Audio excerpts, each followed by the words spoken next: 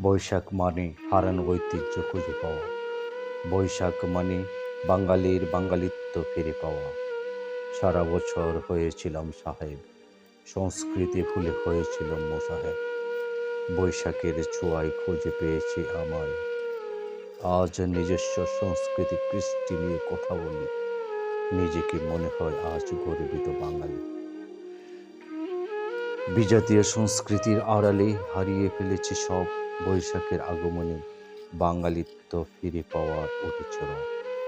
মাঝে মাঝে নিজেকে লাগে বড় অসহায়। একদিনের বাঙালিত্ব মনে করে অবলীলায় সব ভুলে যায়। কেমন করে যায় পাল্টে বাঙালির এই বাংলায়। ইলিশ পান্তা খাবো বলে মেতে উঠি প্রতিযোগিতায়। সারা বছর সাহেব বলে নিজেকেই যেন ভুলে যাই।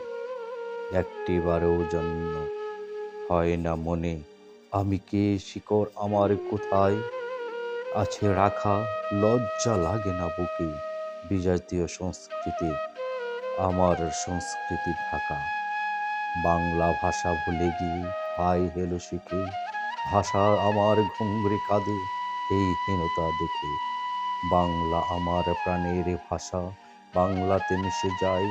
বাংলাকে রেখে কেন মজে যায় ভিনদেশি ভাষায়। সংস্কৃতি সাহিত্য ঐতিহ্যে আমরাই বিশ্ব সেরা। তা রেখে কেন আজ বিদেশি সংস্কৃতি জাপটে ধরা। সংস্কৃতি সাহিত্য ঐতিহ্যে আমরা নয়তো দরিদ্র।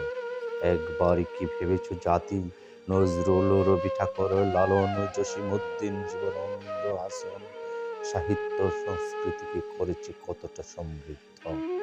নববর্ষে জেগে উঠুক জাতি নবচেতনায়। একদিনের বাঙালি নয়, সারা বছরের বাঙালি হয় বাঙালির এই বাংলায়।